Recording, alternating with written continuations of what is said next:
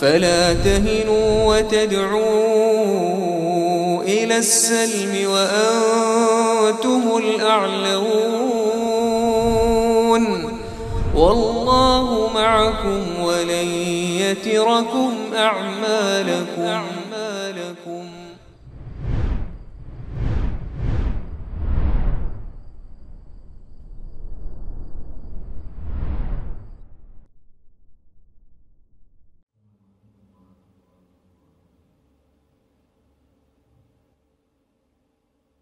Alhamdulillah nahmaduhu wa nasta'inuhu wa nastaghfiruh wa na'udzu billahi min shururi anfusina wa sayyiati a'malina may yahdihillahu fala mudilla lahu wa may yudlil fala hadiya lahu. Asyhadu an la ilaha illallah wahdahu la syarika lahu wa asyhadu anna Muhammadan 'abduhu wa rasuluhu la Taqullaha haqqa tuqatih wa la tamutunna illa wa antum muslimun. Ya ayuhan nasu ittaqu rabbakum alladhi khalaqakum min nafsin wahidah wa khalaqa minha zawjaha wa batha minhuma rijalan katsiran wa nisaa. Wattaqullaha alladhi tasaaluna bihi wal arham. Innallaha kana 'alaykum raqiba. يا أيها الذين آمنوا اتقوا الله وقولوا قولا سديدا يصلح لكم أعمالكم ويغفر لكم ذنوبكم ومن يطع الله ورسوله فقد فاز فوزا عظيما فإن أصدق الحديث كتاب الله وخير الهدي هدي محمد صلى الله عليه وسلم وشر الأمور محدثاتها وكل محدثة بدعة وكل بدعة ضلالة وكل ضلالة في النار. أما بعد بإذن الله تعالى وبتوفيقه dengan izin Allah Ta'ala dan taufik darinya kita lanjutkan pengkajian kitab Fawaidul Fawaid atau kitab Al-Fawaid karya Al-Imam Ibnu Qayyim Al-Jauziyah rahimahullah. Kalau di pertemuan lampau kita membahas memetik hikmah di balik setiap kesudahan, yaitu segala hal yang sudah-sudah itu ada hikmahnya.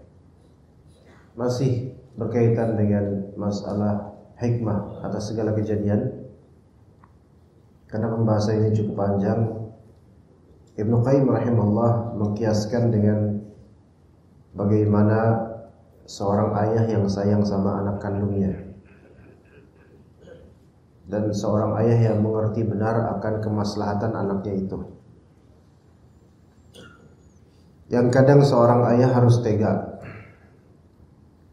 dengan melakukan beberapa hal untuk kebaikan anaknya, dan anaknya ketika di usia belia itu mengira bahwasanya ayahnya tidak sayang padanya.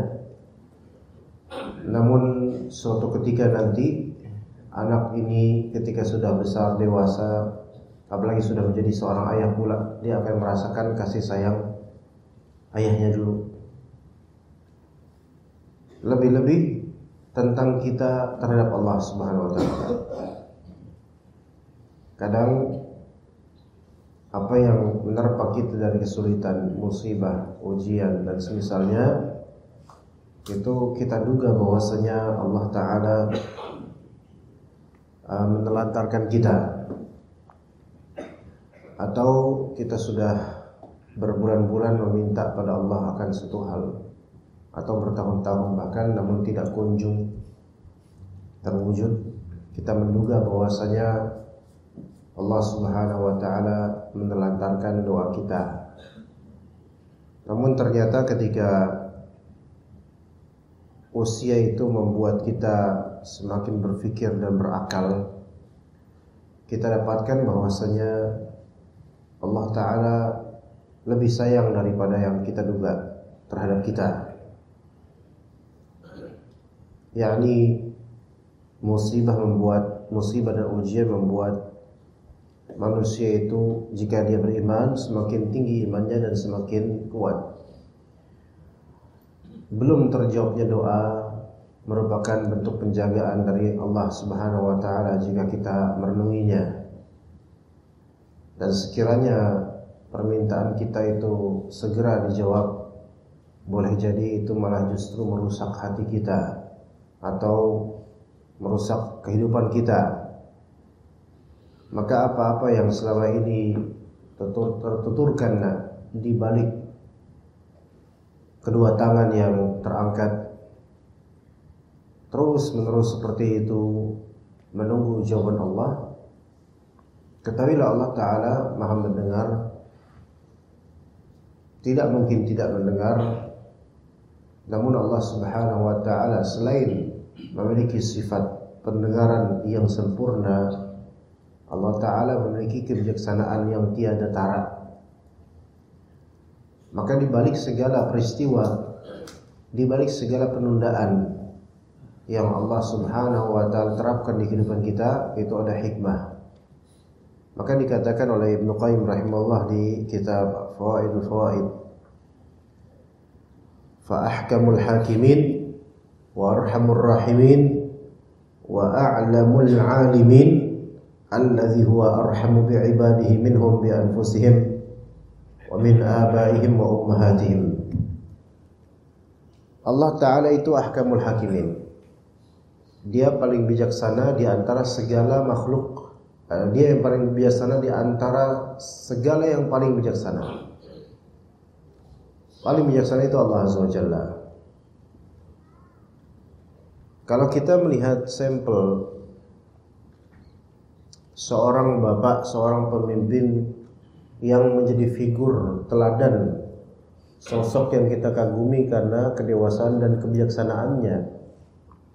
Karena bapak ini atau imam ini sudah mengalami pertempuran yang beragam dalam kehidupan, sehingga lebih cerdas dalam memberi keputusan, lebih bijak. Kita akan mendapatkan suatu ketika dia adalah manusia yang suatu ketika keputusannya itu totally wrong, salah total, padahal ini senior. Ternyata perhitungannya itu salah betul-betul, padahal dia adalah panutan kita dari makhluk, dari manusia. Karena Allah Ta'ala itu pasti akan menunjukkan manusia sebagai manusia yang sering salah. Kata Nabi kita sallallahu alaihi wasallam, kullu bani adam khata'un. Setiap keturunan Adam sering berbuat salah. Allah Ta'ala menunjukkan kepada kita bahwa Nabi Muhammad SAW tetaplah manusia dengan pernah berbuat salah, walaupun bukan dosa besar. Ya, tetap berbuat salah. Allah tunjukkan kepada kita. Bahkan Allah tunjukkan kepada bapaknya seluruh manusia, yaitu Nabi Adam alaihissalam, bahwa dia adalah manusia. Dengan perlengkapan yang Allah sebut ahsani taqwim, yaitu penciptaan yang terbaik dari seluruh makhluk manusia. Tapi kendati pun begitu, tetap Allah tunjukkan bahwa Nabi Adam ya manusia, makhluk, ada salah, tetap tergoda dengan bisikan iblis, manusia. Ya. Maka ketika ada kekurangan walaupun sedikit pada manusia terbaik, maka apalagi dengan manusia biasa kayak kita.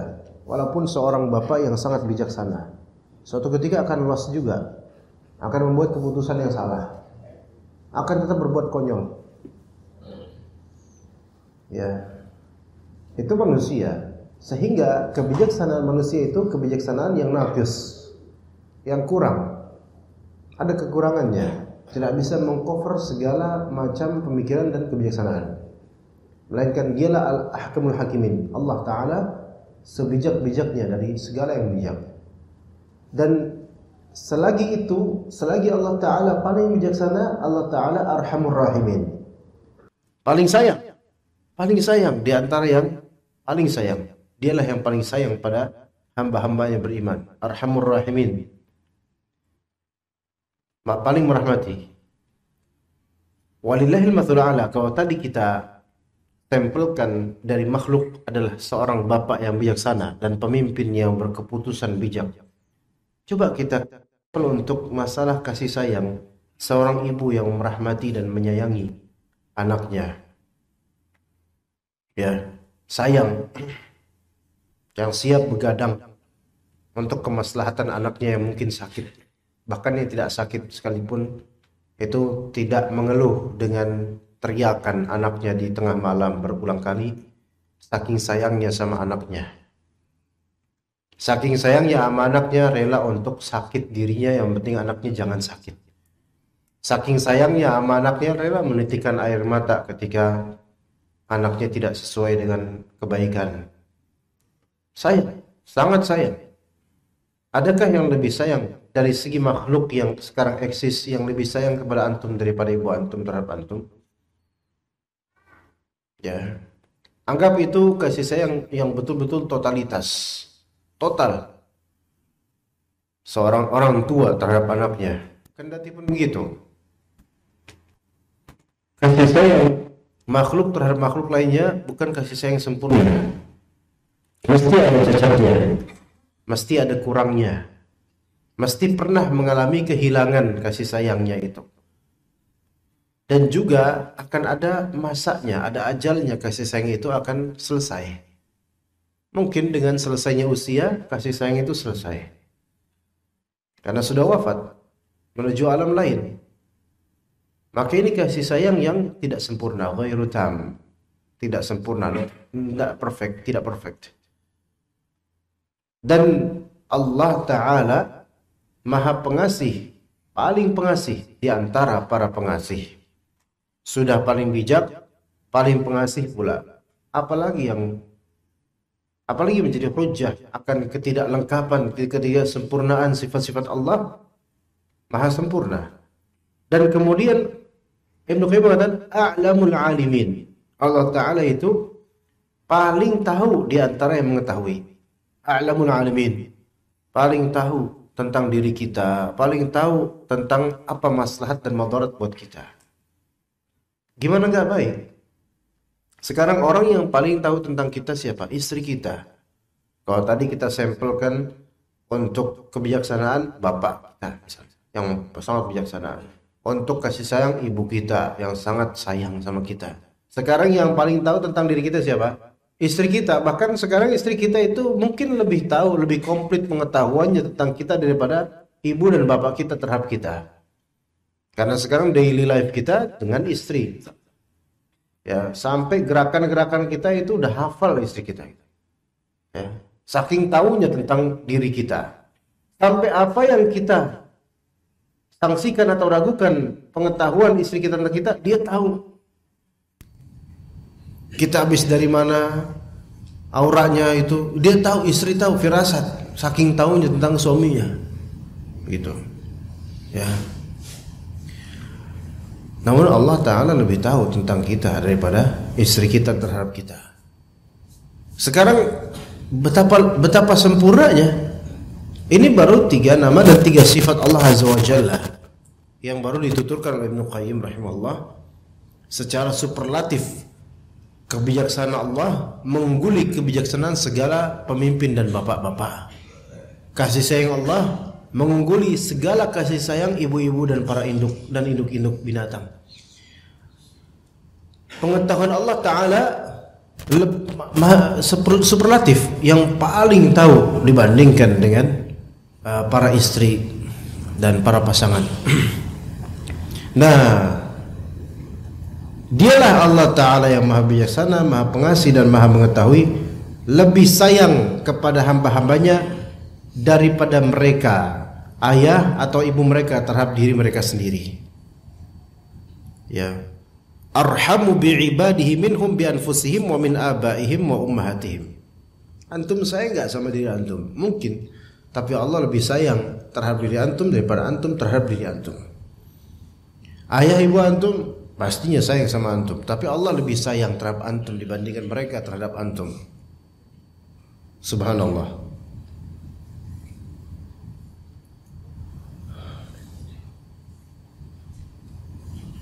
Guru yang antum kangenin adalah guru yang dulu antum paling benci, mungkin aja gitu. Dan guru yang paling antum suka dulu karena memberikan antum contekan Eptanas itu sekarang bukan yang paling antum sayang. Iya, yang masih dapat Eptanas, kalau yang bapak-bapak yang lebih senior lagi mungkin sekolah rakyat mungkin dulu, ya, atau ya ada zaman penjajahan gimana, ya. Kalau Anda sih dapat jauh Eptanas, gitu, dapat juga UN, itu kan momok banget dulu. Taib. Lebih sayang mana? Sekarang lebih kayak inget mana? Guru yang killer, yang julid, kalau bahasa kan julid, dikit-dikit kritik gitu. Ya, mahal senyumnya, sekali senyumnya mahal. Sekali senyum itu kayak dunia itu kayak hari Minggu gitu loh. Nah, saking mahalnya senyum. Ya. Nah, kemudian setelah lulus, udah dewasa, kita udah berumah tangga, kita teringat guru-guru kita. Justru yang paling betul-betul kita merasa sayang, guru yang paling sayang sama kita, yang dulu kita kenal judes, yang dulu bakhilnya minta ampun, senyumnya bakhil, nilainya afrit, kemudian nggak ada kompensasi, merah-merah, nggak dibiruin. Bahkan kita dulu ngerasa bahwa saya kalau bisa seluruh santri itu kayak dimerahin aja sama beliau gitu, saking killernya, sadis. Ya, tetapi kita teringat nggak ada guru yang pengen muridnya itu gagal. Ya, nggak ada. Bahkan yang ngasih contekan Eptanas atau kisi-kisi, kenapa mereka ngasih? Supaya muridnya nggak gagal. Cuman caranya aja yang membuat kita itu dimanjakan, itu nggak baik gitu loh. Dan ternyata kita lebih appreciate, lebih menghargai guru yang betul-betul tulus, walaupun ngeselin dulu.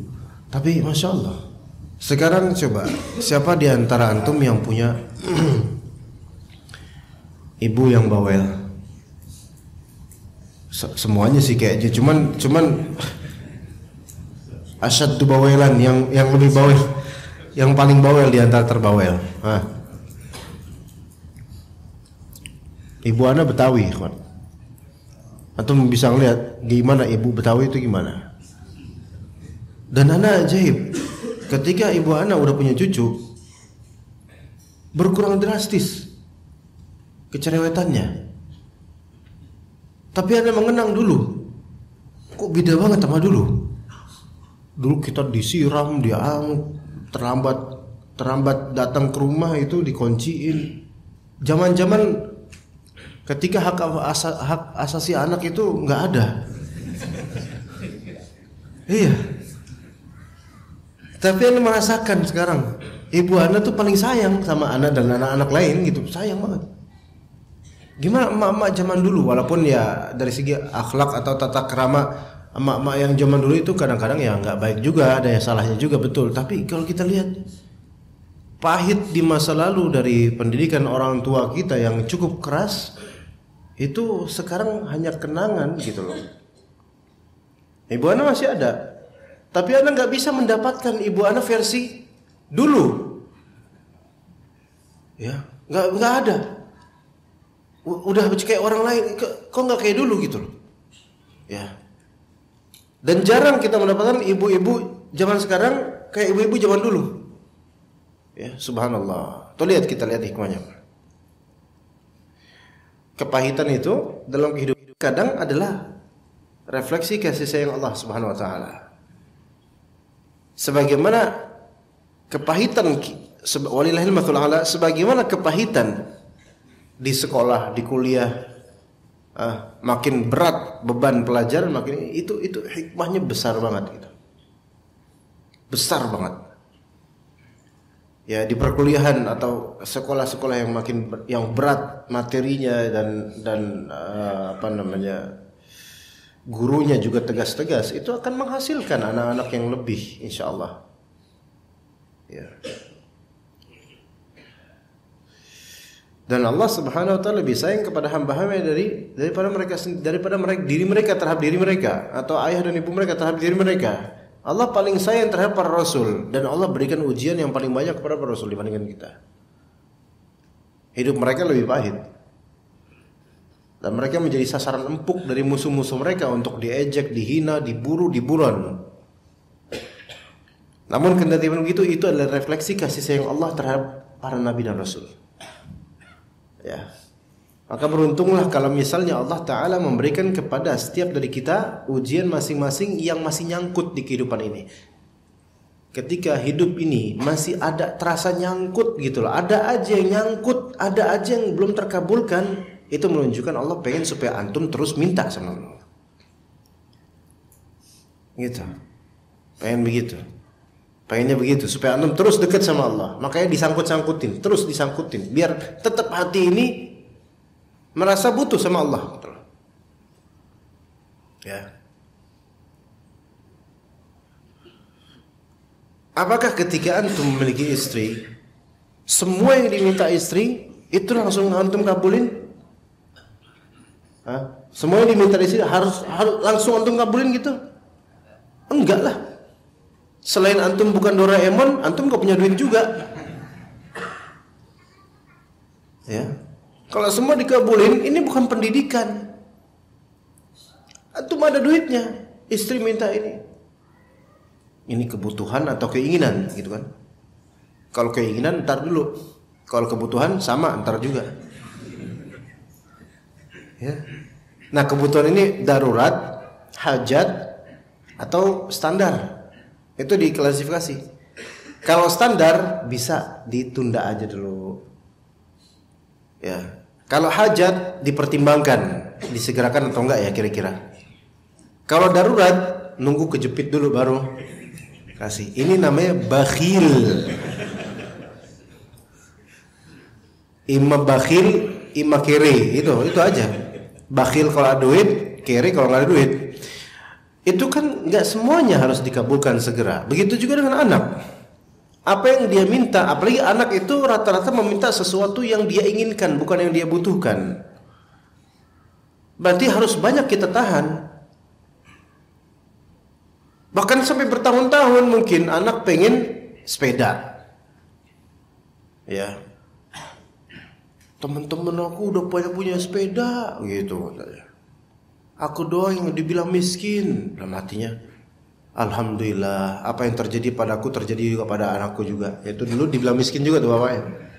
Tapi bapaknya merasa nggak apa-apa anak kamu dibilang miskin, nggak apa-apa. Tunjukkan bahwasanya memang kamu miskin, tapi mentalnya tidak. Iya, nggak apa-apa dibilang miskin, nggak apa-apa. Nggak apa-apa dibilang miskin. Sekarang dibilang miskin, lihat nanti. Mungkin masih. Lihat nanti. Nggak apa-apa. Karena ini membangun mental dia supaya tidak responsif terhadap kenyataan, supaya lebih mempertimbangkan, lebih bertahan, lebih bisa menghadapi, lebih tahan menghadapin itu. Dijulukin miskin lah, dijulukin inilah, anaknya orang apalah, rumahnya di pinggiran rel lah. Ya, rumah anda nggak jauh dari stasiun Kalibata, Duren Kalibata. Ya, iya. Antum baru tahu. Itu maklumat penting buat antum. Ya, antum tahu tapi nggak bakal datang. Nah, kemudian orang tua di sana di Kalibata, anak-anak lahiran sana. Nah, itu padahal jarak antara rel sama rumah mungkin 200 meter, jauh. Tapi karena dikenalnya anak rumah dekat rel. Jadi dulu waktu SD sekolah dikenal, tuh lihat rumah di pinggiran rel. Ini kan fitnah ini. Karena nggak ngomong di pinggiran rel, emang deket rel, cuman kan nggak di pinggiran amat, mati dong nanti jadinya. Tapi orang akan menganggap pinggiran bantaran rel berarti kan apa? Miskin. Cuman biarin. Ada dulu sekolah di SDIT Al-Hikmah Mampang itu.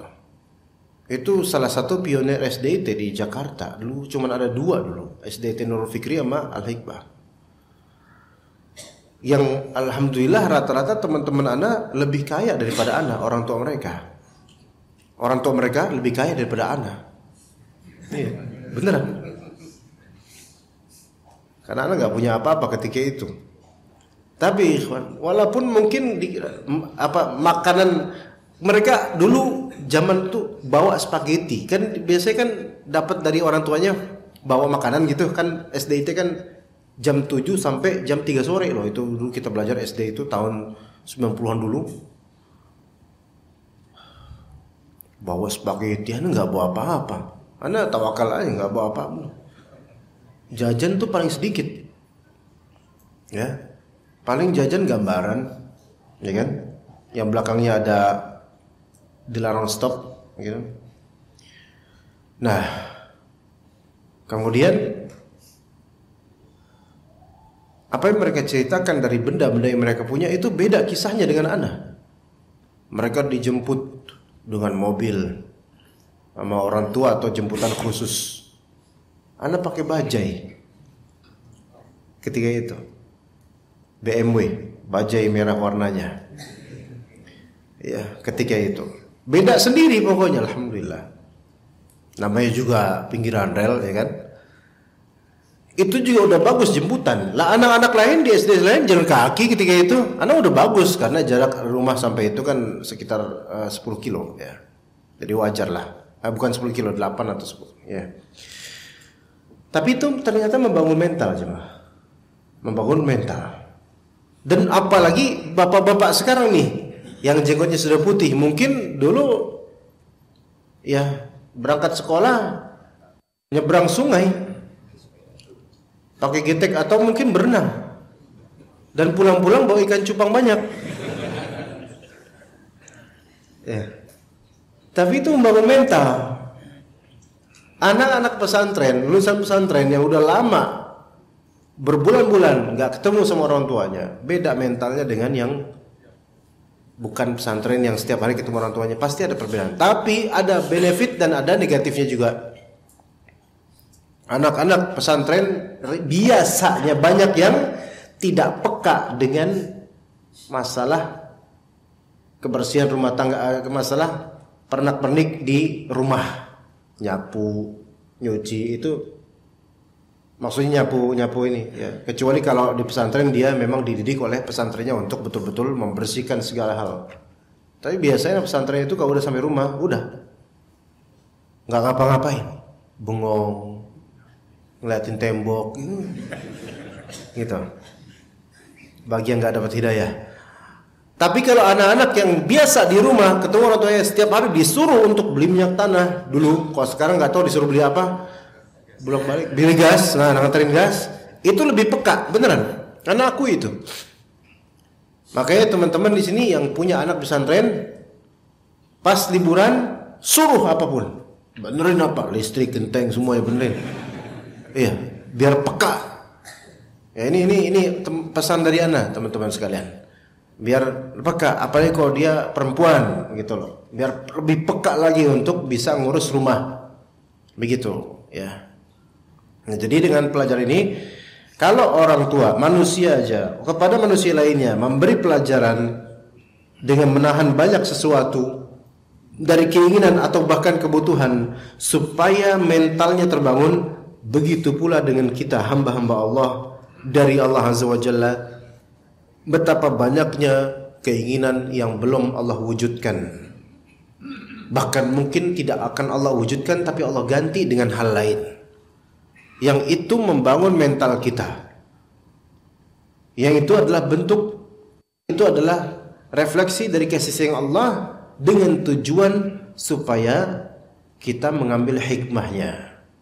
Nah, kemudian dikatakan oleh Ibnu Qayyim rahimahullah, "Idza anzala bihim ma yakrahuna kana khairan lahum min an la yanzilahu bihim nadharan minhum lahum wa ihsan ilaihim wa lutfan bihim." Apabila Allah Ta'ala menimpakan sesuatu yang tidak disukai kepada mereka, berarti pada dasarnya itulah yang terbaik bagi mereka. Ana ulang. Apabila Allah Ta'ala menimpakan sesuatu yang antum gak suka, itu tertimpa pada antum, Allah timpakan pada antum, padahal antum gak suka, berarti pada dasarnya antumnya harus yakin itulah yang terbaik buat antum. Gitu loh. Antum gak suka dengan kenyataan ini, antum gak suka dengan musibah. Siapa yang suka dengan musibah? Ya.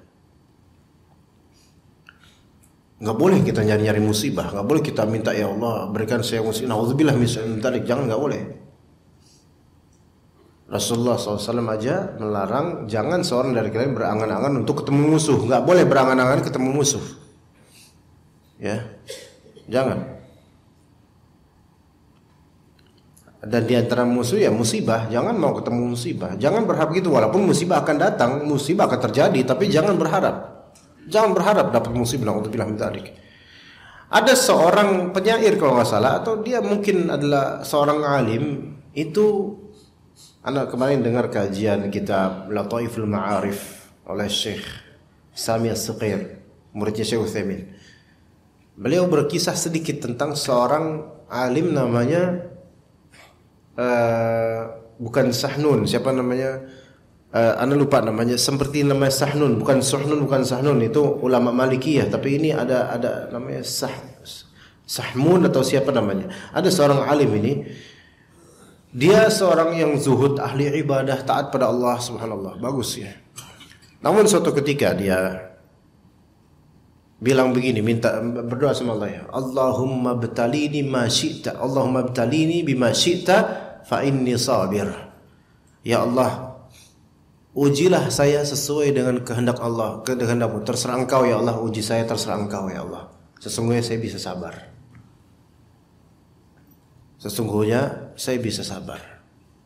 Maka kemudian suatu ketika Allah Ta'ala pun mulai mengujinya dengan apa? Beser kencing gitu, atau semacam itulah, kencing mulu gitu loh. Lalu kemudian itu terkena penyakit itu akhirnya. Kemudian suatu ketika dia pergi haji atau umrah, ketika lagi tawaf keluar besernya.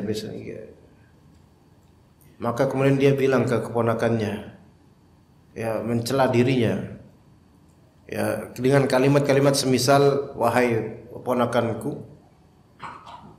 katakanlah kepada Allah bahwasanya ya apa namanya, ya intinya dia menyesali akan kesombongan dirinya. Menyesali akan kesombongan dirinya, yaitu merasa diri bisa sabar. Nggak boleh kayak gitu, nggak boleh.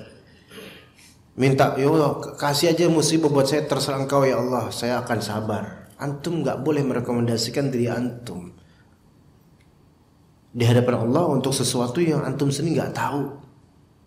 Antum akan sabar apa nggak boleh. Ya. Tapi antum harus minta, berharap sama Allah, semoga ana bisa sabar. Nah itu masih bisa. Tapi kalau merasa diri bakal bisa sabar, enggak. Ya, itu kayak orang Yahudi. Wa qalu lan tamassana an-nar illa ayyaman ma'dudah. Dalam surat Al-Imran, illa ayyaman ma'dudat. Mereka berkata, orang Yahudi berkata, kami api neraka itu tidak akan menyentuh kami. Kalau menyentuh kami paling cuma beberapa hari. Ini nggak tahu dia nih, belum tahu ini, ya, belum tahu, ya. Jadi pengen manggang gitu rasanya ya, kalau ngeliat orang kayak gini nih. Nah, itu kan mereka ngerasa pede kayak gitu. Orang Yahudi gitu, amalnya nggak ada, nentang iya, tapi ngerasa spesial. Kalau sekarang ada orang beramal enggak, akidah kurang, tapi nuntut terus sama Allah. Saya kan orang baik ya Allah, kenapa saya dikasih ujian kayak gini? Nah ini nih, ini mental Yahudi nih. Kayak di iklan-iklan sinetron tuh, udah nggak pakai jilbab, akidah nggak bener, terus nangis-nangis, Tuhan kenapa Engkau berikan aku ujian seperti ini? Yahudi ente. Merasa spesial, padahal beramal enggak, maksiat iya, nuntut Allah terus.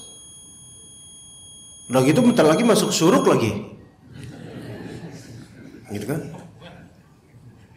Ya nggak tahu maunya apa, ya pikir aja sendiri, ya kan? Merasa spesial. Jangan antum merasa spesial dengan merasa nggak boleh diuji kayak gini, enggak. Antum nggak boleh dua hal. Antum tidak boleh nyari-nyari, ngadi-ngadi, nyari ujian, nggak boleh. Ya minta diuji gitu, jangan. Tapi kalau antum diuji, ya antum jangan merasa spesial dengan merasa kok orang kayak saya kok diginiin ya Allah. Sebentar, antum tuh siapa? Gitu loh. Ya gitu. Maksudnya menggugat takdir gitu, jangan. Jadi jangan jangan mencari atau jangan meminta ujian di dalam takdir ini. Jangan minta ujian, jangan minta diuji, jangan. Walaupun ujian itu pasti akan datang, tapi jangan antum minta dengan merasa antum bakal sabar, karena itu adalah bentuk merekomendasikan diri untuk sesuatu yang antum belum tahu gimana nantinya. Ya, itu yang pertama. Yang kedua, ketika Allah uji antum, jangan merasa bahwasanya antum gak pantas dapat ujian seperti ini. Pantas. Bahkan sebenarnya antum lebih pantas, lebih buruk lagi ujiannya harusnya. Ini karena Allah pemaaf aja, makanya masih dikasih segitu ujiannya. Gak boleh bertanya, ya Allah kenapa orang seperti saya diuji kayak gini? Para nabi itu lebih berat ujiannya. Gak pernah tuh para nabi bilang, ya Allah kenapa kok saya diginiin? Gak ada ngomong gitu. Diterima oleh para nabi, disabarin, ditenangin, alhamdulillah, gitu derajatnya. Kalau antum punya, misalnya ikhwan, antum punya istri yang subhanallah, istri yang setiap hari membuat antum istighfar. Ya. Kalau antum punya istri model begitu, antum gak boleh nanya, ya Allah kenapa sih dijodohin sama makhluk seperti ini? Kenapa ya Allah? Enggak kenapa-napa. Itu baik buat antum. Kalau antum masih bisa sabar, tahan, terima terus, istighfar terus aja. Iya. Masuk rumah bukannya salam malah istighfar, kan gitu. Dan juga sebaliknya, istri ya, perempuan ya nyari jodoh. Banyak kok perempuan yang dulu nyari jodoh minta sama Allah sampai nangis-nangis, itu sampai sajadahnya itu basah, bagian muka itu basah. Ya basah. Basahnya terus-terusan gitu loh. Saking minta sama Allah jodoh, minta Allah. Suatu ketika kemudian Allah kasih jodoh. Ternyata ya, kok ini bukan istighfar, ini nyuruh ini tahlilan, nyuruh istirja, innalillahi wa inna ilaihi raji'un. Setiap hari ngeliat suami, ya Allah, makin dekat sama Allah dia memang. Nggak boleh dia bilang, ya Allah, kenapa engkau jawab yang seperti ini? Nggak boleh kayak gitu. Kenapa engkau uji saya padahal saya kan sering minta sama engkau. Kenapa dapatnya kok malah produk seperti ini gitu? Kenapa gitu kan? Nggak kenapa-napa. Itu pilihan Allah buat anti. Mungkin orang ini bukan orang terbaik, tapi pilihan Allah ini dari segi takdir terbaik. Itu bedakan. Yang ada dari antum, dari pasangan, mungkin bukan orang terbaik, tapi yang Allah takdirkan berupa pasangan itu takdir terbaik. Coba lihat istri antum, ikhwan. Apakah dia perempuan terbaik di dunia ini? Mumpung gak ada, ngomong aja. Hah? Ada di atas. Tapi tahu siapa yang jawab. Nanti anak tanya namanya antum siapa, anak kasih tahu. Istri juga bilang gitu, para perempuan bilang gitu. Apakah suami antum? Ya, nanya ke para akhwat sekalian, apakah anti yakin suami anti itu adalah makhluk atau manusia atau pria yang paling terbaik di ini? Mungkin dia jawab, dah. Gitu jawabannya. Terbaik. Ya kan? Apaan Ustaz gitu kan. Nah, oke. Pasangan antum bukan yang terbaik. Maksudnya bukan terbaik di sini, masih ada mungkin pria atau laki-laki atau perempuan atau istri yang mungkin lebih soleh daripada pasangan antum. Tetapi jangan antum lihat dia orangnya, karena itu ngaca juga dong. Antum juga bukan yang terbaik kok, gitu kan gitu. Tapi lihat bahwasanya memang makhluk ini bukan yang terbaik, tetapi Khalik memberikan takdir yang terbaik. Itu takdir yang terbaik itu bukan berarti harus kita tuh serap untuk semua sisi. Kadang takdir terbaik kita adalah musibah itu sendiri, gitu loh. Kadang takdir terbaik kita ujian itu sendiri, gitu.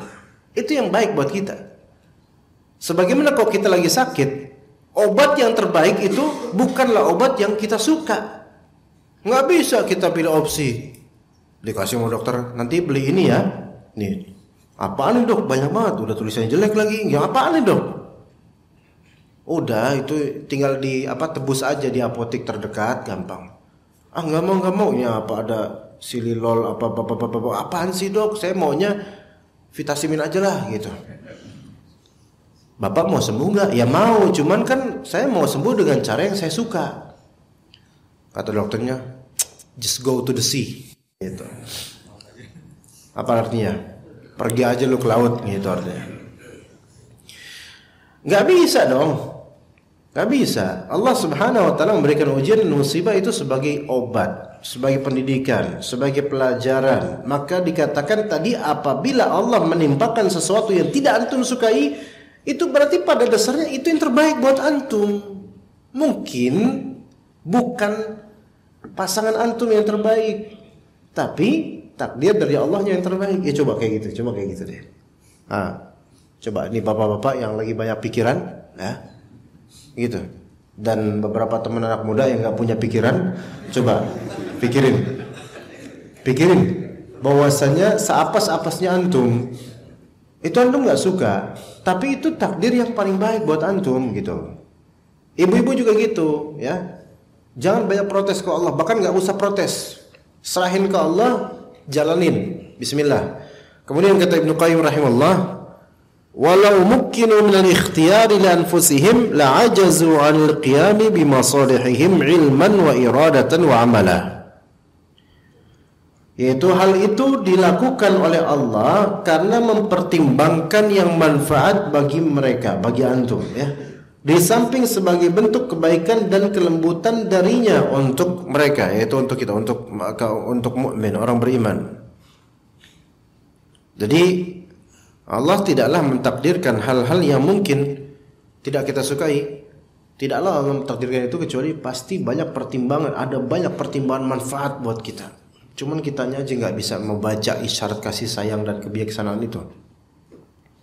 Jadi ini sebagai bentuk ihsan dan lutf, bentuk kebaikan Allah dan kelembutan Allah buat kita.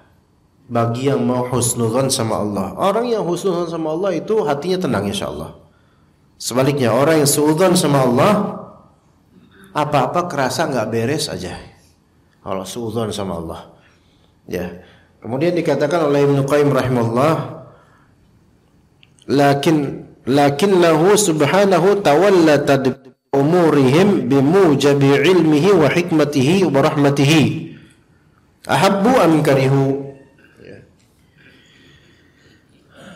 Allah Ta'ala mengatur mereka berdasarkan ilmu, hikmah itu artinya kebijaksanaan, dan rahmatnya. Allah mengatur segala takdir berdasarkan ilmu Allah, pengetahuan akan maslahat madarat untuk manusia ini, kebijaksanaan yaitu apa yang terbaik untuk manusia ini, dan kasih sayang untuk manusia ini. Subhanallah, udah cukup itu, tiga sifat itu udah cukup kalau kita mau husnudzon sama Allah. Udah cukup. Subhanallah. Coba Mas Bro, antum apa kisah apa antum, coba apa yang paling nahas lah gitu. Bukan dalam rangka mengeluh, tapi nggak berkaitan dengan aib ya. Apa kita misalnya? Karena wajah antum kelihatan lagi susah gitu. Ketinggalan bis. Emang itu apa? Bis apa nih? Oh, bis malam ketinggalan. Tapi ada hikmahnya gak itu? Antum lihat. Jadi pelajaran, ya. Supaya manajemen waktunya lebih bagus lagi, masya Allah. Itu baru terjadi belakangan ini atau karena wajah antum mencerminkan itu? Enggak, masya Allah. Ya ketinggalan bis, ya. Sampai dulu ada cerita juga ada orang ketinggalan kereta, ketinggalan pesawat gitu atau kereta atau apa ya bis itu, gara-gara ibunya gitu. Namun alhamdulillah ternyata hikmahnya adalah ternyata kendaraan yang harusnya mereka tumpangi itu akhirnya kecelakaan gitu. Ya ada hikmahnya, ini berarti kan kasih sayang Allah gitu loh. Kelembutan kebijaksanaan Allah Azza wa Jalla. Ya. Berapa kali ketinggalan bis?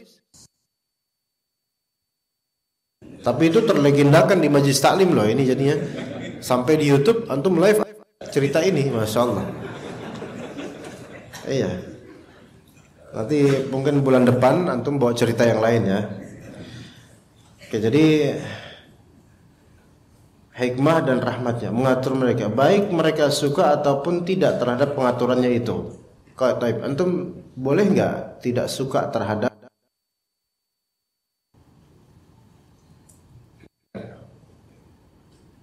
boleh nggak antum tidak suka dengan apa yang terjadi dari keburukan? Boleh nggak?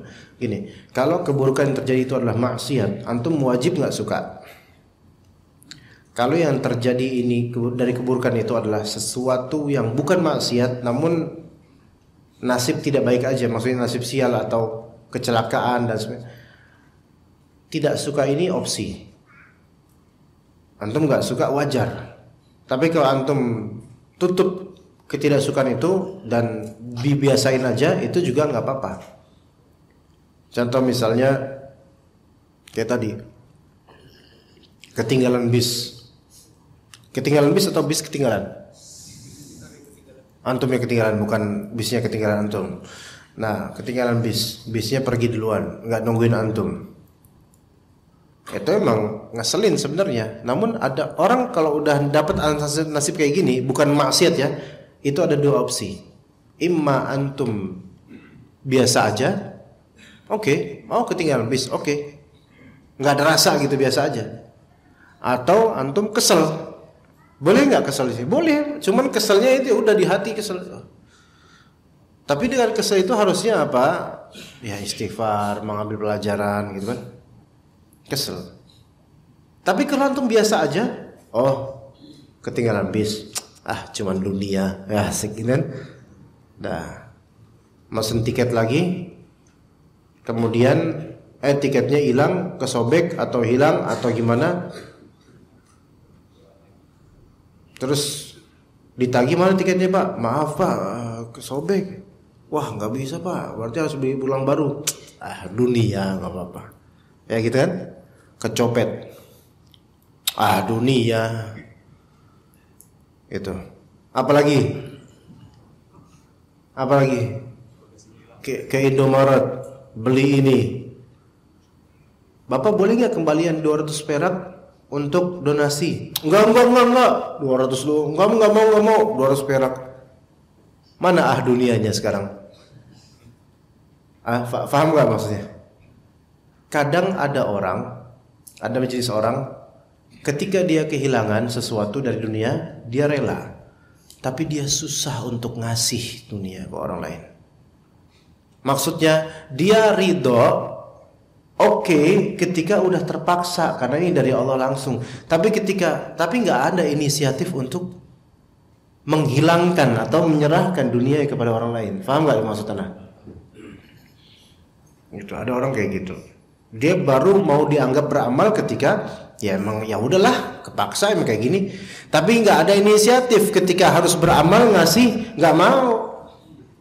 Ya jangan gitulah. Jangan beramal ketika udah ke pojok aja, jangan. Ketika lagi lowong beramal. Ya gitu. Oke. Nah, di sini hal itu tentu saja disadari oleh orang-orang yang meyakini kebenaran asma dan sifatnya. Jadi tadi ilmu Allah, kebijaksanaan Allah dan rahmat dari Allah Azza wa Jalla atas segala sesuatu yang terjadi walaupun itu buruk. Jadi kita diberikan opsi, boleh kita tidak suka dengan kejadian yang buruk, boleh. Namun kalau misalnya merasa ya biarin, itu juga bagus, nggak apa-apa. Hanya saja ketika kejadian buruk ini yang bukan maksiat, kenyataan buruk seperti kecelakaan, kehilangan duit dan seterusnya, tetap wajib ridho terhadap Allahnya. Itu udah pernah diajarkan di sini, mungkin setahun lalu atau 2 tahun lalu. Bedakan antara perasaan terhadap kenyataan dengan perasaan terhadap pemberi kenyataan, itu Allah. Oke? Kalau misal antum melihat anak antum misal bandel atau nggak naik kelas, kesel nggak antum? Kesel, boleh nggak ini? Boleh. Tapi antum nggak boleh kesel kepada Allah. Beda. Ini dakik, detail. Antum bisa kesel terhadap makhluk yang bersalah, namun antum nggak bisa kesel sama Allah, nggak boleh. Bahkan antum bisa kesel sama diri antum sendiri, namun antum nggak boleh menggugat dan mempertanyakan Allah kenapa menciptakan antum dengan kondisi kayak gini. Misal udah usia tua kena penyakit, yang mana penyakit ini konsekuensi dari kelakuan di masa muda, misal. Antum boleh kesel sama diri antum, menyesali, Allah musta'an, betapa saya dulu gitu misalnya. Itu boleh muhasabah. Tapi antum nggak bisa, ya Allah kenapa lembaran hidup saya kayak gini? Kenapa engkau memberikan takdir seperti ini? Nggak boleh. Bedain. Seperti itu ya. Ini nanti jika ada pertanyaan dipersilakan ya. Bapak kalau mau nanya langsung tuh sebenarnya boleh Pak, silakan. Mau yang langsung tanya nggak apa-apa. Jangan takut, nggak apa-apa. Kalau misalnya nggak berani boleh pakai WhatsApp nggak apa-apa. Atau pakai tatapan mata. Itu tanya nggak apa-apa. Oleh karena itulah mereka tidak mencela sedikit pun hukum yang telah ditetapkan oleh Allah. Mereka orang beriman yang faham asma dan sifat Allah tidak mencela sedikit pun hukum yang telah Allah tetapkan, baik hukum kauni maupun hukum syar'i. Hukum kauni itu takdir. Mereka tidak pernah mencela takdir. Hukum syar'i itu undang-undang syariat, halal, haram, mubah dan seterusnya. Mereka nggak pernah mencela itu. Bedain.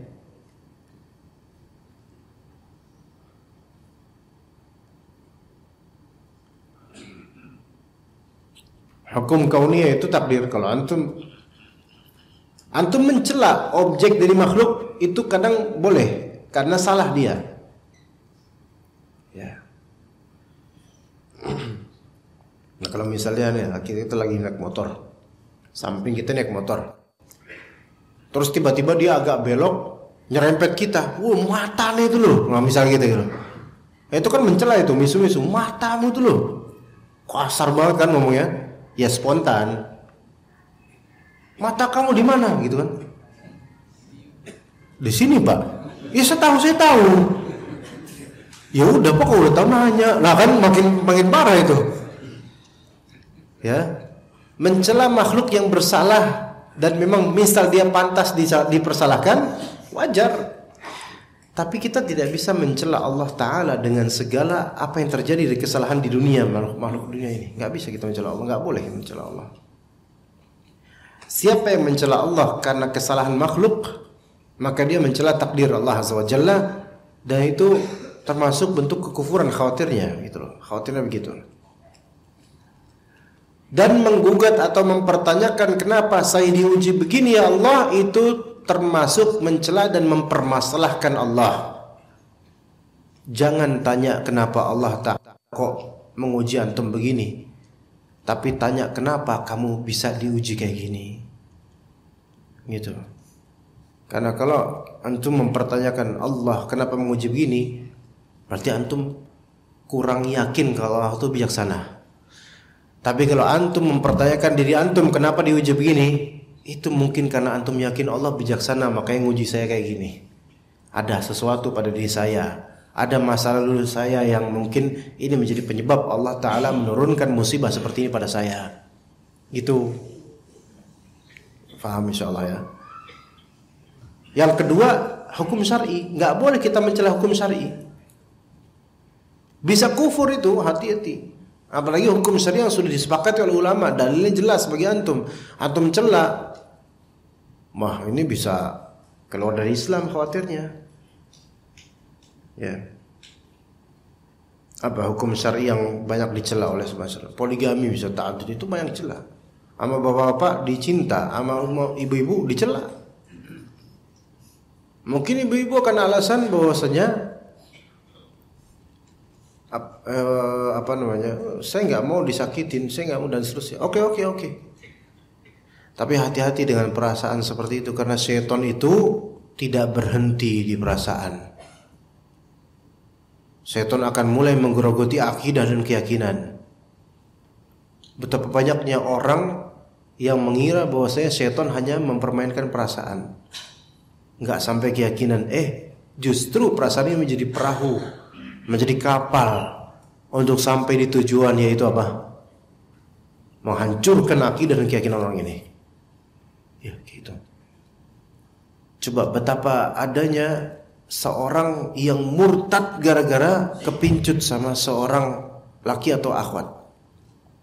Al-Qurtubi dalam kitab At-Tadhkirah, ada kitab At-Tadhkirah li Ahwalil Mautah, karya Al-Qurtubi ahli tafsir. Itu menceritakan ada seorang muadzin. Mungkin Anda pernah cerita juga di sini. Dulu kan, zaman dulu itu azan itu di atap masjid, ikhwan. Kalau sekarang kan azan di dalam, ya, di atap masjid. Dulu azan di atap masjid karena nggak ada speaker, jadi di atap masjid, hayya Allah sholat gitu sampai ke kanan ke kiri. Beda sama sekarang. Nah, Imam Qurtubi ulama tahun 7 Hijriahan sekitar itu. Maka kemudian setelah azan, muadzin ini yang merupakan orang masjid lah ya, ngeliat ke bawah masjid, ada akhwat nggak pakai jilbab, cantiknya itu luar biasa, katanya gitu. Anda nggak ngeliat, tapi ketika katanya gitu ya. Kemudian si muadzin ini turun, belum sempat sholat qobliyah, dia azan, padahal azan menyuruh orang untuk sholat. Akhirnya dia pun keluar nemuin tuh gadis ya. Kemudian ngajak ngobrol dan menyatakan perasaannya. Pandangan pertama langsung nyatain perasaan itu. Mungkin nggak ada yang lebih cantik dari dia mungkin ketika itu. Maka kemudian kata gadis itu apa? Kamu tidak akan bisa, tidak akan mungkin mendapatkanmu, apalagi kamu pria musola, orang masjid. Nggak bisa kamu dapatkan aku. Loh kenapa? Aku Nasrani katanya. Nggak masalah katanya. Enggak, ini pentakbiran dari Anda ya. Ngomongnya nggak kayak gini, enggak. Nggak masalah lah. Nggak gitu juga. Enggak, ini dibahasakan di kita supaya lebih mudah. Nggak apa-apa, saya siap katanya. Beneran kamu siap? Ya siap. Akhirnya dibawalah ke rumahnya. Ke rumah orang, maksudnya ke rumahnya guys ini. Ke rumah. Di situ akhirnya dia demi mendapatkan AWW ini, dapat murtad, khulas keluar dari Islam. Ini padahal belum aja tadi habis azan kan, dan dia bisa azan. Ini masih waktu waktu sholat itu loh. Ya, Anda nggak tahu udah komat atau belum, Anda ya, nggak diceritain udah komat atau belum. Sampai di rumah itu udah murtad, kemudian ini keluar dari Islam. Ngomong kayak gini aja udah Islam. Ya. Maka dia pun akhirnya menyatakan, saya keluar gitu, untuk mendapatkan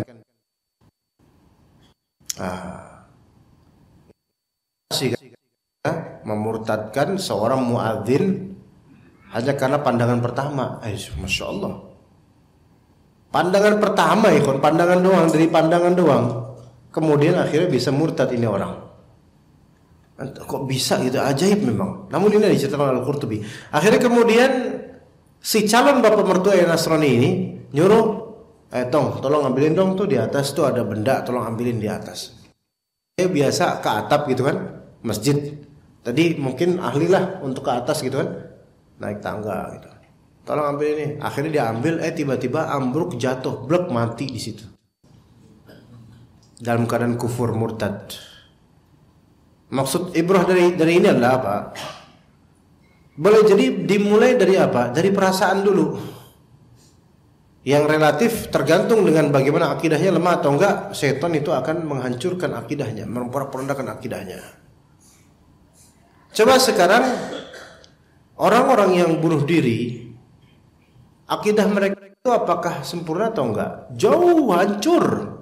Dimulai dari apa coba orang bunuh diri? Pasti dari perasaan. Antum lihat Aokigahara di Jepang, yang artinya the sea of trees, lautan trees, lautan pohon, lautan pepohonan. Itu di kaki Gunung Fuji. Itu adalah hutan Jepang, hutan yang menjadi tempat sarang bunuh diri. Jadi orang-orang stres, orang-orang Jepang yang gagal itu akan ke hutan itu diam-diam, rata-rata gitu, untuk bunuh diri.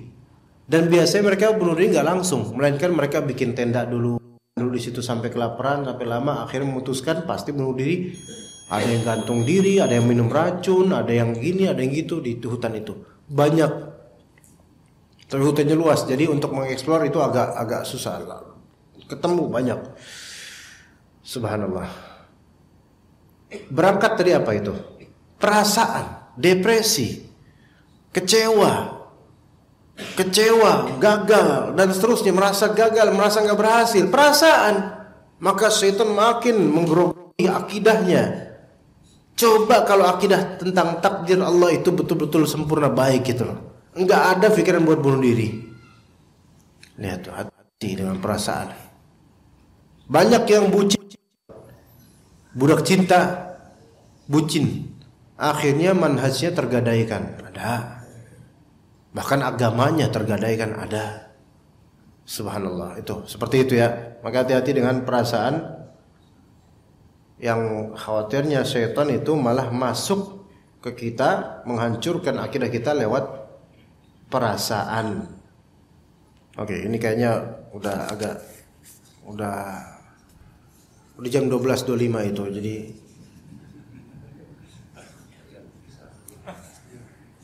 mungkin waktu mana ya itu ya? Itu yakin itu 12.25. Oke, bismillah, kita akan menuju sesi tanya jawab insyaallah. Ditanya ini pertanyaan akhwat sepertinya.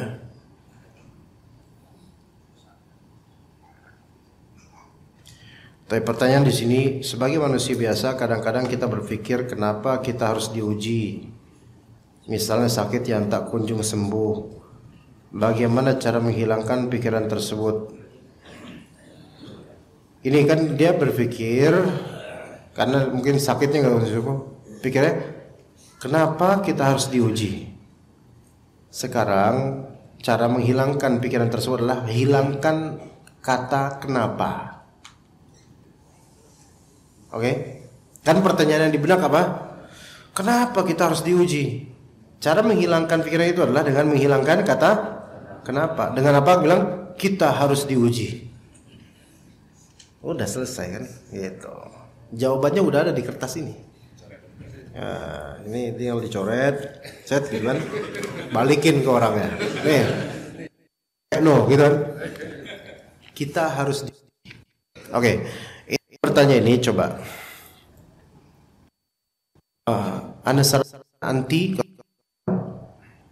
tapi tulisnya ini nggak perempuan banget ini.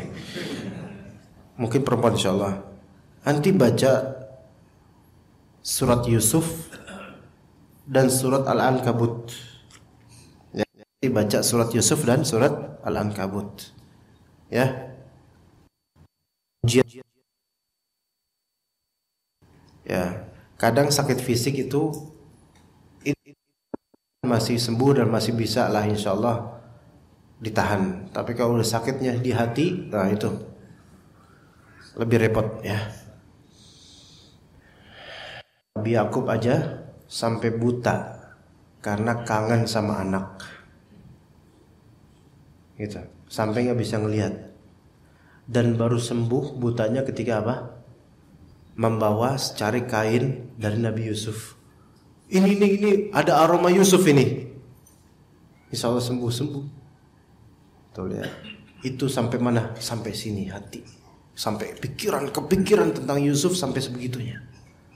Ya. Itu Nabi loh. Dan ujian Nabi itu berat, ujian perasaan. Wala nabluwannakum bisyai'in minal khauf, rasa takut, perasaan. Takut nggak bakal ketemu anaknya lagi, takut kehilangan.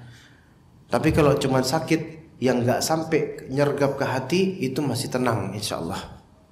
Ya, coba baca surat Yusuf, terus baca surat Yusuf, karena di situ banyak kisah-kisah ujian Nabi Yusuf, perjalanan hidup dari masa masih kanak-kanak kecilnya bagaimana coba anak-anak satu anak kecil dimarginalkan oleh saudaranya yang banyak. Kan saudaranya 12 nih, Nabi Yusuf saudaranya 12.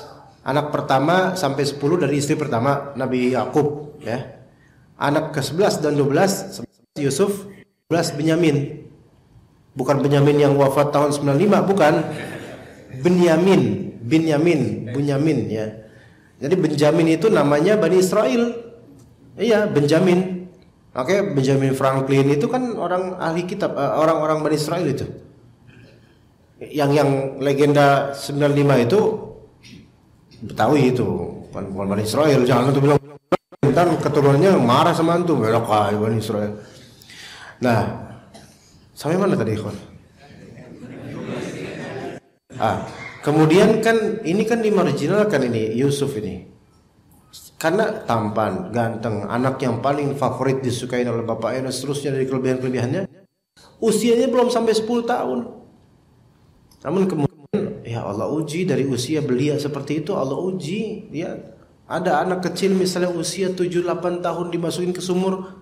Coba kalau itu terjadi pada anak seorang dari kita. Dan Nabi Yakub itu udah usia tua, dan beliau tahu dengan firasat kebapaan bahwasanya ini Yusuf masih hidup. Beda Pak antara rasa Nabi Yusuf masih hidup dengan Nabi Yusuf sudah mati. Kalau sudah mati, qadarullah, kangen, cuman qadarullah udahlah bisa ditalangin. Tapi kalau masih hidup dan di keentahan itu rasanya beda. Rasanya beda. Kayak ada yang nyangkut. Itulah Allah Ta'ala ketika sayang pada hambanya, pasti ada yang nyangkut dari masalah dunia. Pasti itu. Kalau sekarang dari antum ada problem yang masih nyangkut, sakit, kan nyangkut ini. Kok ada aja salahnya, ada enaknya. Ya, itu karena Allah sayang. Baca tuh surat Yusuf. Ya. Jadi nyangkut ada aja tuh. Baca surat Al-Ankabut. Ini surat Al-Ankabut ini buat orang-orang yang kena ujian, baca tuh dari awal sampai akhir. Awalnya itu tentang manhaj dan prinsip Islam mengenai ujian dan bala. Itu di awal Al-Ankabut udah dibuka dengan kalimat yang Masya Allah. Ini ada tanya ke anti yang bertanya, anti itu beriman kasih? Beriman kan? Ngomong gak anti beriman? Iya beriman. Emang dikira kalau anti ngomong beriman tuh Allah diam gitu? Enggak bakal nguji anti. Ahasiban nasu ayyutraku ayyaqulu amanna wa hum la yuftanun. Apakah orang-orang itu mengira bahwa mereka tuh dibiarkan ngomong kami beriman terus enggak diberi ujian? Dikasih ujian. Kalau anti udah ngaji, ujiannya lebih. Jadi welcome di majelis yang bakal diuji orang-orang ini.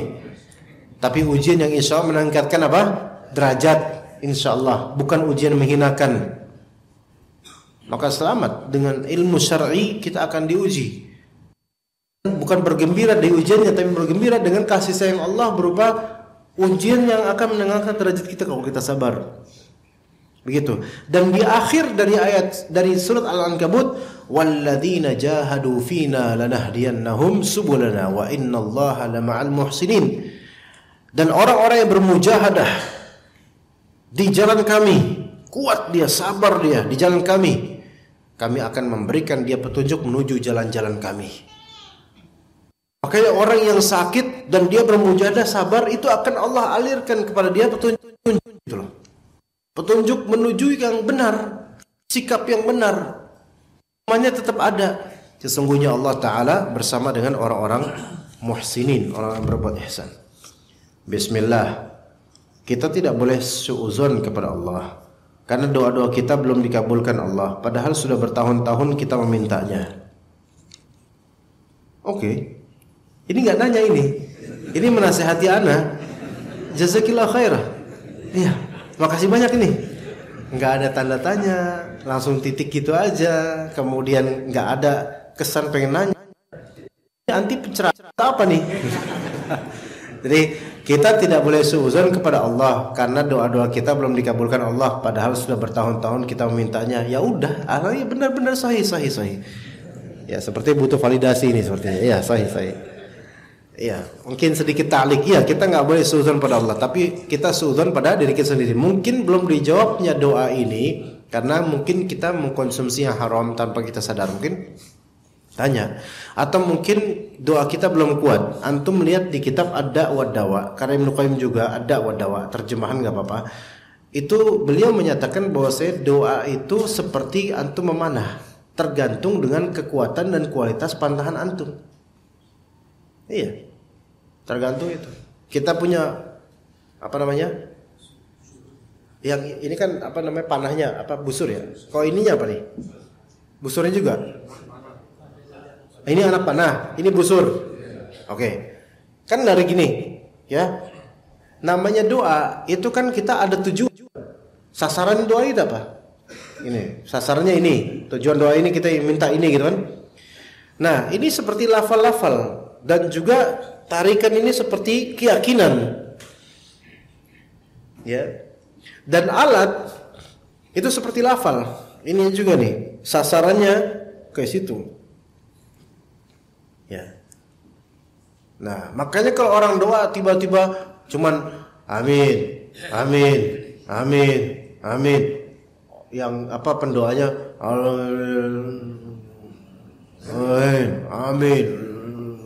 amin.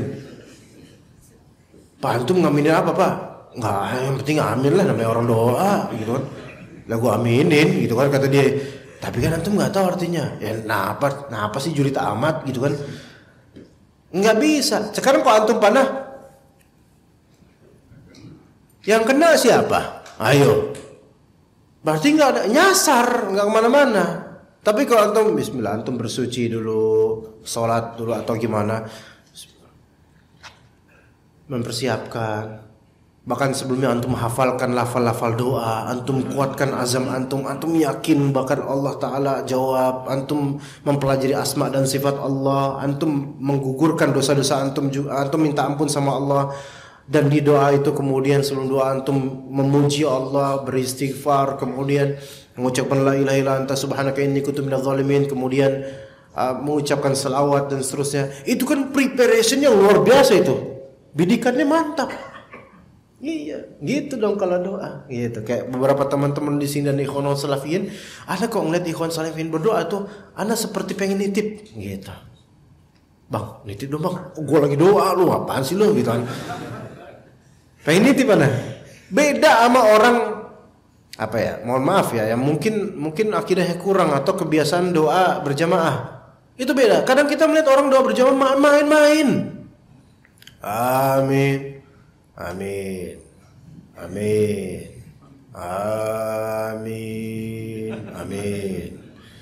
Ente ngapain kayak suara burung kayak gitu? Padahal yang orang ini yang lagi mendoakan itu belum selesai kalimatnya udah amin.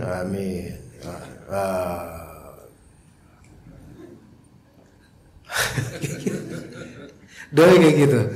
Kadang kalau kita ngeliat orang baik ahlu sunnah atau mungkin awam atau gimana, tapi doa di shaf pertama dia sambil kayak gini khusyuk, kadang kayak Pak nitip dong Pak, kayaknya doa bapak dijawab deh saking khusyuknya, kayak pengen nitip gitu, minta didoain, karena kelihatan baik gitu doanya, sungguh-sungguh gitu, ya. Jadi seperti itu kata Ibnu Qayyim ya. Jadi kalau antum doa apa yang dikabulkan itu seperti antum lagi mana, preparationnya itu luar biasa. Bidikannya itu tepat, ngerti apa yang dia bidik. Jangan orang doa nggak ngerti apa yang dia doain, asal baca aja atau asal denger aja. Itu kayak orang mana bodoh amat kena siapa, kena orang salah sasaran. Ya gitu. Ya orang semakin dia mempersiapkan doa dia dengan baik, itu semakin kecil potensi suudzon sama Allah, karena dia makin yakin sama Allah. Gitu. Assalamualaikum. Waalaikumsalam warahmatullahi wabarakatuh. bertanya, bahasa apa yang dipakai manusia di akhirat? Ntar Anda jawab pas sudah kita di akhirat. Ya, Anda nggak tahu. Ini masalah khilafiyah di antara ulama. Ya, ada yang bilang bahasa Arab, ada yang bilang nggak tahu. Memang zahirnya di akhirat, zahirnya di akhirat. Zahir di Al-Quran di surat At-Tur. Surat At-Tur itu antum akan mendapatkan kisah-kisah penghuni surga. Mereka saling bercakap, ya. Mereka akan saling menyebutkan kenikmatan yang Allah berikan di dunia dulu dengan bahasa Arab. Di Al-Quran, namanya Al-Quran bahasa Arab. Tetapi apakah maksudnya bahwasanya di nanti atau di akhirat nanti semua dengan bahasa Arab? Wallahu alam. Wallahu alam itu wallahu alam. Tapi di Quran hadis, karena Quran bahasa Arab, hadis bahasa Arab. Seperti alam kubur. Kan Nabi SAW mengatakan akan ditanya apa? Siapa malaikat munkar nakir, kan pakai bahasa Arab disebutnya di hadis itu. Tapi wallahu alam. Wallahu alam. Ya kita mungkin bahasa Arab, wallahu alam. Yang penting maknanya aja kita pahami gitu. Wallahu alam. Ya di hadis-hadis juga pakai bahasa Arab semua itu jabarkan, tapi sebagian ulama mengatakan itu tidak menjamin bahwasanya itu pasti dengan bahasa Arab. Allah lebih tahu nanti bagaimana. Wallahu alam ya. Nanti antum bisa rasakan sendiri insyaallah ya.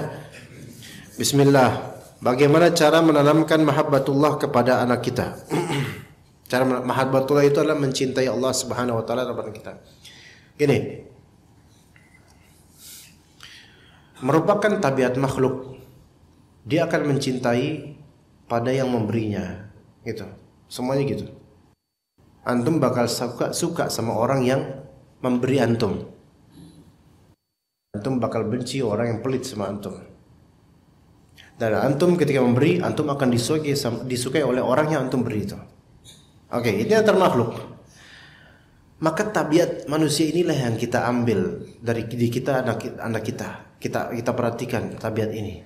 Makhluk atau manusia mencintai pihak yang memberinya sesuatu yang baik buat dia. Beriman, menjaga nikmat yang telah Allah berikan pada anak antum, kepada anak. Nah, Allah itu sudah baik sama kamu. Jabarkan segala kenikmatan yang Allah berikan kepada anak kita, atau jabarkan segala kenikmatan yang Allah berikan kepada kita. Kita sebutkan kenikmatan Allah. Kita harus bersyukur. Maka anak ini secara fitrah dan natural dia akan terbangun untuk mencintai pihak yang berbuat baik padanya, yaitu Allah Subhanahu wa taala. Di situ. Dari titik itu seseorang akan menggapai mahabbatullah. Bahkan orang dewasa seperti kita misalnya udah besar, untuk meningkatkan kecintaan kepada Allah, kita mengingat nikmat Allah Azza wa Jalla. Sampai ada surat namanya surat An-Ni'mah atau An-Ni'am. Ayo surat apa itu? Ayo sob. Siapa yang bisa jawab, dia dapat lembaran-lembaran kertas ini. Ayo. Surat An-Ni'mah. Ayo, siapa yang bisa jawab? Ada satu surat di Al-Qur'an, nama lainnya adalah surat An-Ni'mah. Ayo, siapa? Ar-Rahman? Salah. Tapi antum kalau mau boleh nih ambil.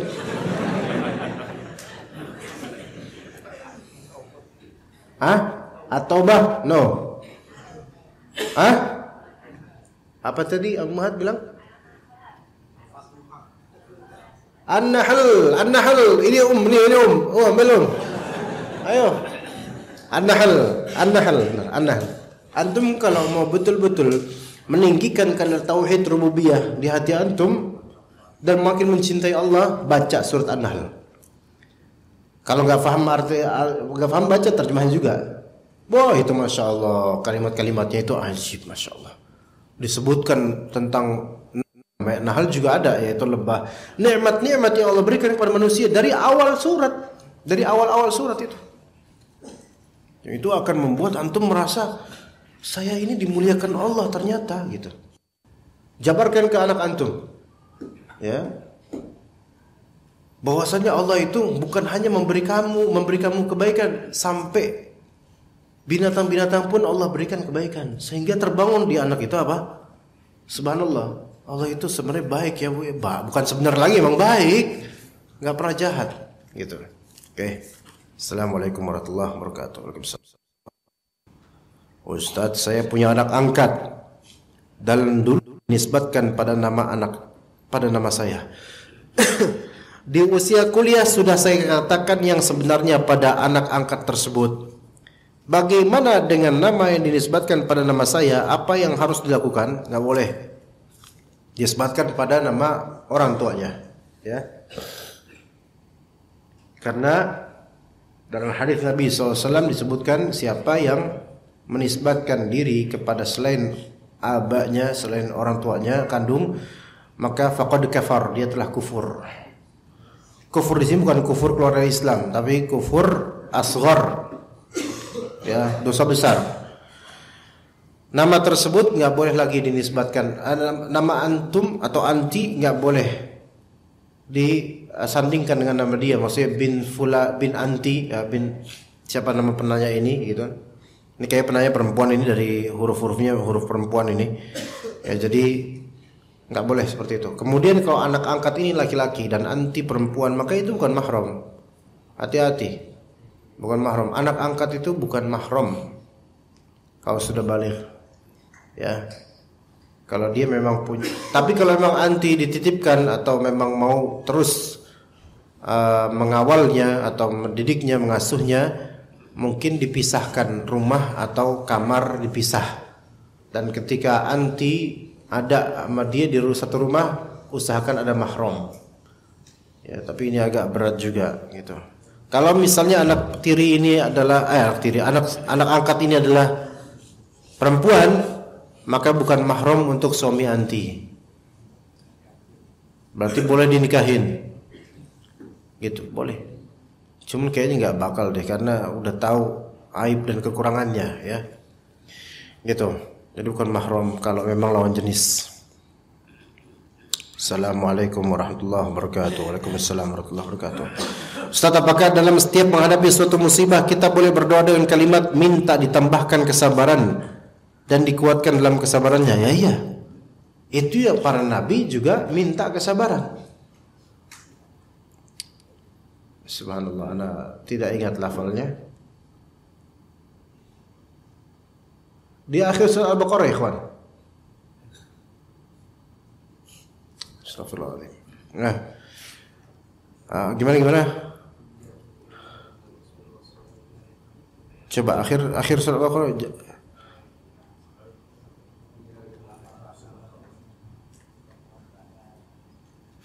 Ya.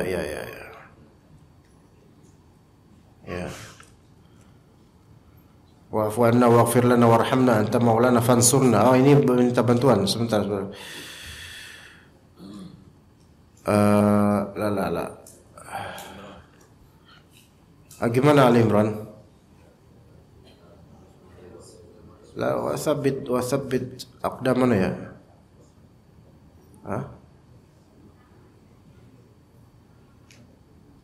Ya, wa ma kana illa an qalu rabbana ighfir lana dhunubana wa israfana fi amrina wa tsabbit aqdamana wansurna 'alal qaumil kafirin. Wa tsabbit aqdamana yaitu teguhkanlah kaki-kaki kami. Ini termasuk minta supaya dijadikan sabar, ya.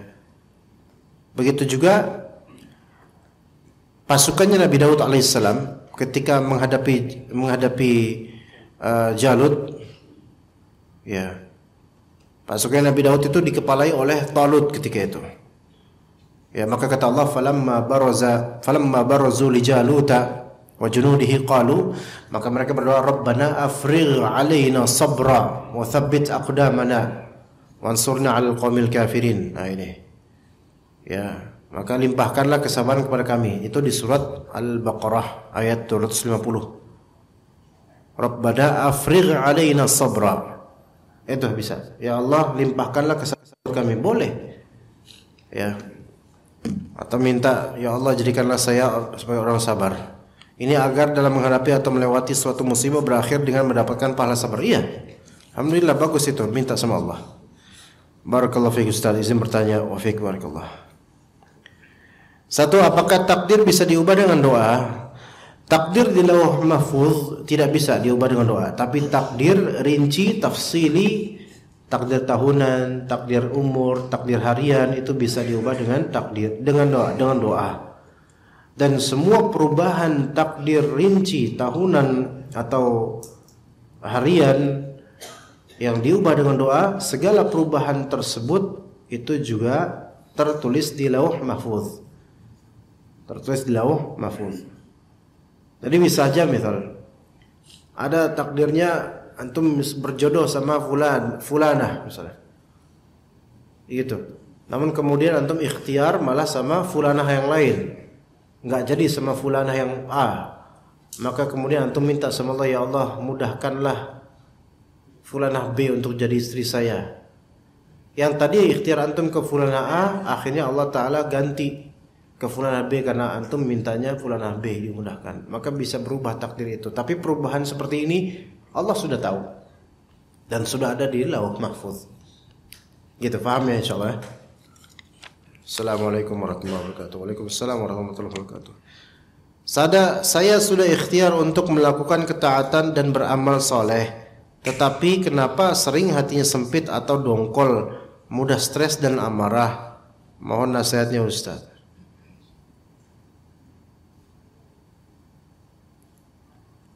Kenapa kok bisa hatinya sempit, mudah stres dan amarah?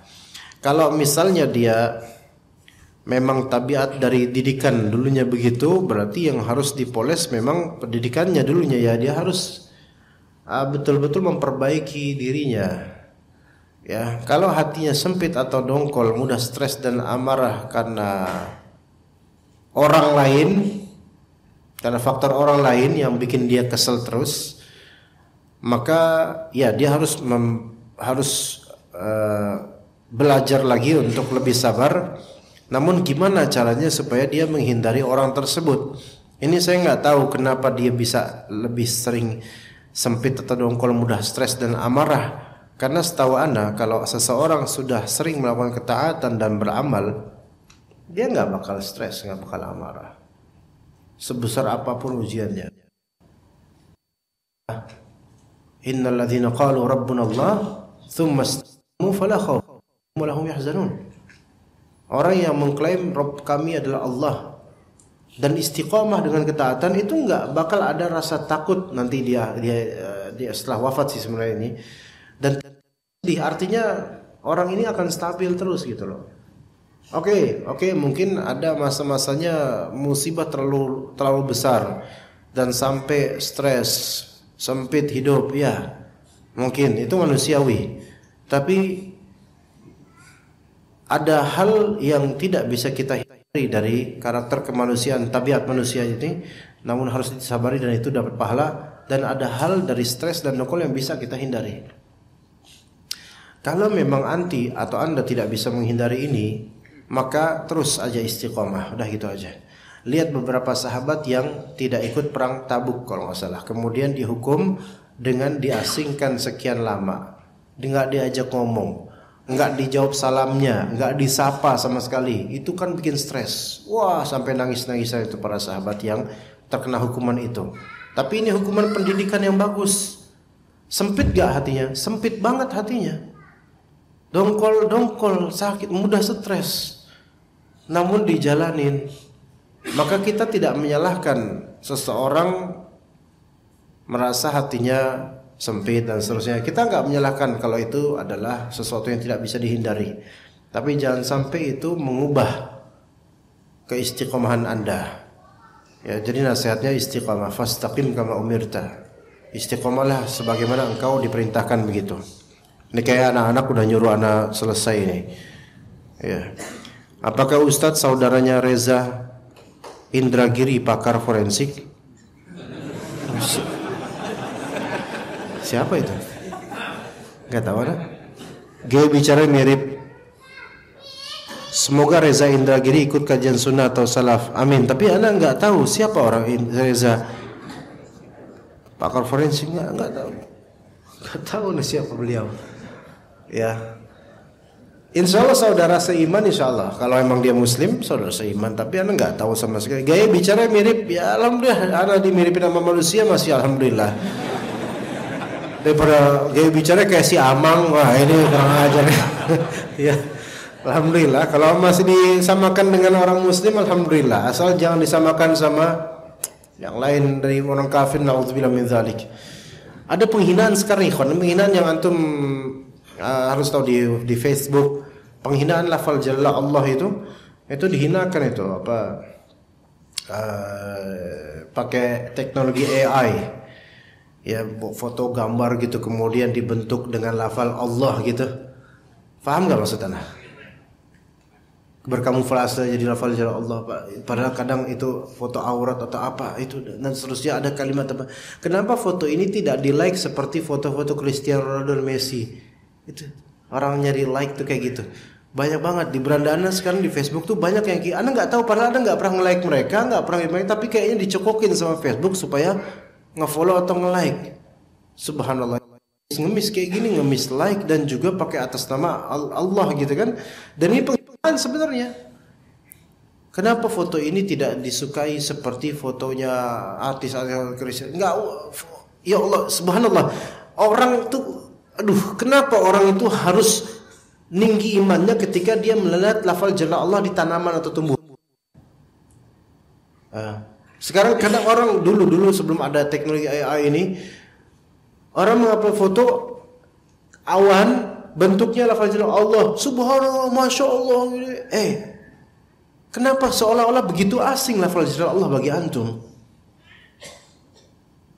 Baru melihat di sini, gumul bahagianya kayak nemu apa gitu. Padahal itu nggak tahu editan atau benar. Subhanallah, masya Allah, masya Allah.